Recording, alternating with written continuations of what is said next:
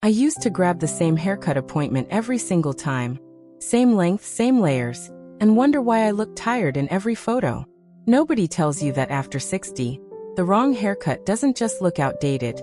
It can visually add years to your face in ways no cream or serum will ever fix.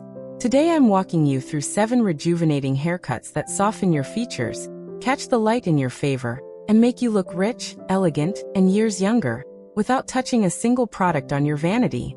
I researched the worst style and beauty mistakes and the best fixes for women over 50 so you get real results, fast. If you haven't already, hit subscribe. I cover this every week.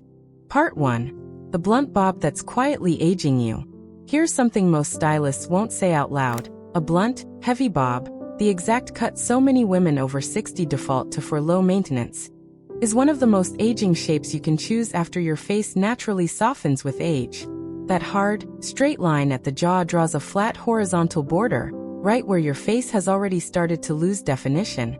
And it doesn't hide anything, it frames it. Diane came in for her usual trim last spring, same blunt bob she'd worn for a decade, and asked me why her face looked heavier in photos lately. It wasn't her face. It was the cut fighting against it.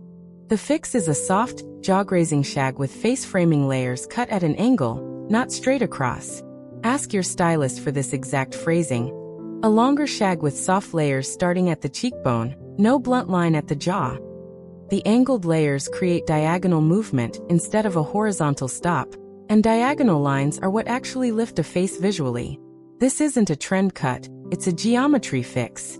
Where the blunt bob says stop here, the shag says keep going. And your eye follows the softness instead of landing on the hard edge. What changes practically is how the cut behaves around your jaw and cheeks. Layers cut at cheekbone height catch light differently than one flat plane of hair.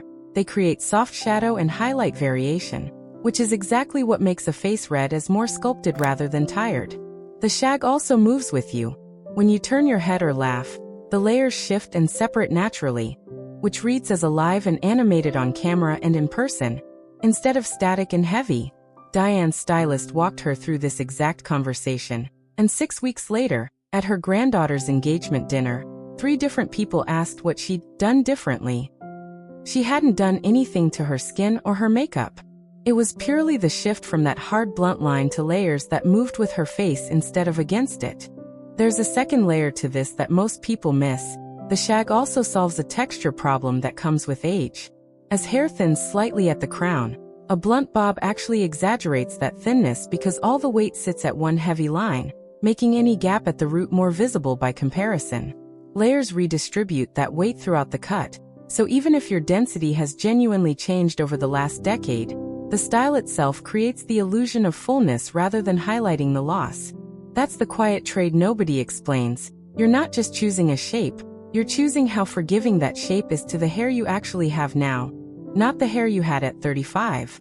I want you to picture the actual snapback moment here, because it matters.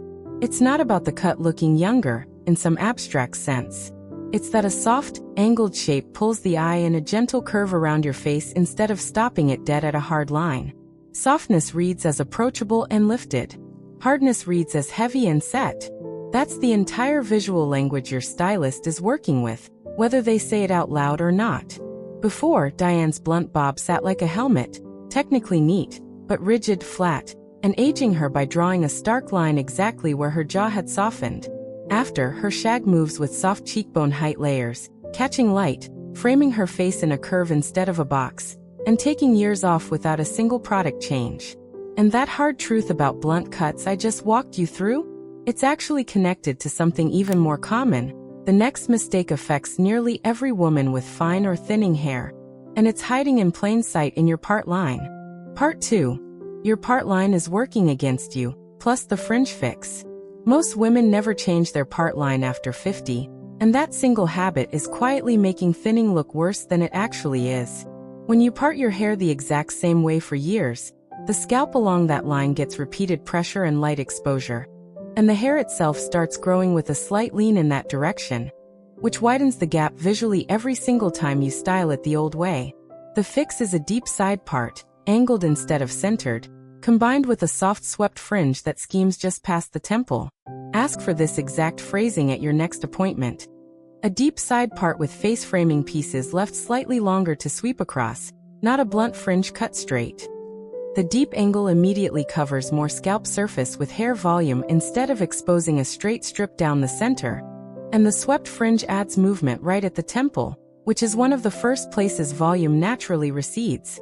Colette had parted her hair dead center since her 20s, decades of the exact same line, and she genuinely believed her hair was just thin now. Full stop, nothing to be done. What her stylist showed her was that a deep side part redistributes the hair's natural fall. So instead of a straight gap running down the center of her scalp, the volume banks to one side and drapes diagonally, visually filling the space the old part had been exposing for years. It wasn't new hair. It was hair finally working with gravity instead of against decades of habit. The result, once styled this way, genuinely surprises people, because it doesn't read as trying a new hairstyle. It reads as looking rested and put together, the kind of shift people notice without being able to name why. That's the real snapback here. A deep side part isn't a style trend. It's a redistribution tool, and it works with the hair you actually have right now rather than fighting it. Now let's talk about the second haircut in this part, because it works hand in hand with the part line fix, a rounded curtain fringe with pieces that stop just above the brow rather than a straight across cut. This is the item people are most afraid to ask for, because a bad fringe feels permanent and terrifying to grow out. But the curtain shape solves the exact fear that keeps women from trying it. There's no harsh line to commit to. The pieces blend directly into the rest of the cut. The specific phrasing to use is curtain fringe, longest pieces at the outer corners of the brow, blended into the layers, not a hard blunt line across the forehead. This particular shape softens the entire upper third of the face, which is where age tends to show first through forehead lines and brow position. Instead of exposing that whole area the way a fully pulled back style does, the curtain fringe gently veils it while still keeping your eyes as the visual focus. Marguerite tried this after years of pulling her hair fully back into the same low style for every occasion. And what she described afterward was almost emotional. She said it was the first time in years a haircut had made her feel soft, rather than just neat. That distinction matters more than people admit. Neat can look severe. Soft looks alive. Together, these two fixes, the deep side part and the curtain fringe, work on the exact same problem from two directions, covering thinning at the crown and softening the forehead at the same time. Before, Colette and countless women like her wore a flat center part with a fully exposed forehead, reading tired and severe in equal measure. After, a deep side part with a softly blended curtain fringe drapes volume diagonally and veils the upper face just enough to look rested, elegant, and unmistakably rich in the way it catches light. And once you've fixed how your hair frames your face from the front, there's a color mistake sitting right underneath that fix. One that's quietly working against every layer you just added. Part 3. The color placement nobody explains. Here's a fact that surprises almost everyone. The exact same haircut can look either expensive or exhausted depending entirely on where the lightest pieces of color sit. And it has nothing to do with how gray or how dyed your hair is. It's about placement, not shade. Rosalind had beautifully cut layers, genuinely a great shape, but her all-over single-process color sat flat and uniform from root to tip. And flat color on a layered cut cancels out the very dimension the layers were supposed to create. She looked put together, technically, but never quite radiant, and she couldn't figure out why. The fix is face-framing baby lights placed specifically around the hairline and through the crown, not all over foils. The phrase to bring to your colorist is exact. Baby lights concentrated at the part line and the face frame, leaving the mid-lengths a shade deeper for contrast. This creates what colorists call a lit from within effect, lighter pieces exactly where light naturally hits your face first, with the rest of the hair sitting a touch deeper to create visual depth instead of flatness. The mechanism here is simple once you see it. Light hair near your face reflects brightness up onto your skin, which is why colorists have used this trick for decades to make a complexion look more awake without a single product. But when the lightening is spread evenly across the whole head instead of concentrated at the frame, you lose that reflective boost exactly where it matters most, and instead pay for color that does nothing for how your face actually reads in a room or on a screen. Rosalind's colorist reworked her exact same haircut with this placement. No new cut at all. And the difference in photos from her next family gathering was the kind people comment on without knowing why. Her daughter-in-law asked if she'd done something different with her skin. She hadn't touched her skin. It was the placement of light around her face doing the work her skincare never could. There's a nuance here worth sitting with, because it changes how you talk to your colorist going forward. Most women over 60 either go fully gray and embrace it, or maintain an all-over dye job to cover gray completely, and both approaches, done without strategic placement, miss this same trick. If you're gray, baby lights aren't about color at all, they're about a gloss or subtle lift concentrated at the crown and temples to add the same reflective brightness silver hair can sometimes lack in flat lighting. If you're covering gray with dye, the concentrated placement prevents that helmet look flat all over color often creates. Either direction, the principle holds. Light needs to be strategic, not universal. The financial angle matters too, and it's worth saying plainly, because it's the opposite of what most women assume. Full head foils, done every 6 to 8 weeks, cost more over a year than face-framing baby lights refreshed every 3 to 4 months, because you're only reworking the pieces that actually show growth quickly, the ones nearest your face. You're not just getting a better result, you're often spending less for it, once you know what to actually ask for. Before, Rosalind's beautifully cut layers were buried under flat, uniform color that gave her hair no shape or light of its own. After, strategic baby lights at her hairline and crown lit up exactly where her face needed brightness, turning a good haircut into one that photographed as effortless and rich. Speaking of what photographs well, there's a texture mistake almost every fine-haired woman over 60 makes at the crown. And it's the next thing we need to fix. Part 4. The volume trap at the crown, plus the length everyone gets wrong.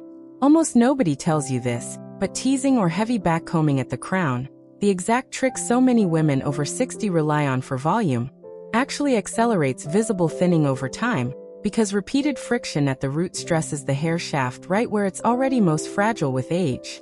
Marguerite had done the same backcombing routine at her crown every single morning for years, and she'd started noticing more hair in her brush, more visible scalp under bright light, and she genuinely thought it was simply getting worse with age.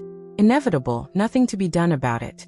The fix is a root lift cut, specifically internal layering cut short at the crown only, underneath the top layer, so the hair physically stands up on its own without any backcombing at all. The exact phrasing for your stylist is, internal layers cut short at the crown, invisible from the top, to create natural lift without teasing. This is a structural fix, not a styling habit. The shorter internal layers have less weight pulling them down, so they lift on their own the moment your hair dries. What changes practically is your entire morning routine disappears along with the damage.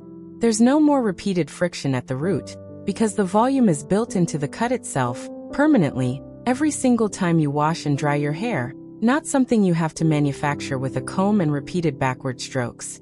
The hair that was breaking under stress gets a chance to actually grow instead of being ground down at the root every morning. Marguerite's stylist cut this exact internal layering during her next appointment, and within a few months, she noticed something she hadn't expected: less hair in her brush at all, simply because the daily stress had stopped. The volume itself looked fuller and more natural too, soft and rounded rather than the stiff, teased shape backcombing always produced. Now the second haircut in this part addresses something almost every woman over 60 gets wrong without realizing it: length. There's a persistent myth that long hair automatically ages a woman. So many women chop everything short reflexively, when the real issue was never length itself. It was length combined with the wrong texture and no layering. The fix isn't go shorter, it's a lived-in long layered cut that hits at collarbone length with soft graduated layers throughout, not one flat length. The specific phrase here matters: long layers graduated throughout, ending at the collarbone, with movement built in rather than one solid length. A single solid length past the shoulders, with no layering at all, does genuinely read as heavy and dated on mature hair, because there's no movement, it just hangs. But collarbone length hair with real graduated layers moves, catches light in different places, and actually elongates the neck rather than swallowing it, which is the opposite of aging. It's elegant. Rosalind, after years of keeping her hair cropped short specifically because she'd been told long hair wasn't age appropriate, tried this exact collarbone length with graduated layers on her stylist's recommendation. She said the compliments she got afterward weren't about looking younger exactly. They were about looking rich, her word. The kind of effortless polish you see on women who clearly invest in their hair without announcing it. Before, both Marguerite and Rosalind were fighting their hair, one battling breakage from daily backcombing, the other hiding behind a short cut out of fear that length itself was the enemy. After, internal crown layers gave permanent lift without damage, and graduated collarbone length layers gave elegant movement without heaviness, proving the real culprit was never volume or length. It was always the structure underneath.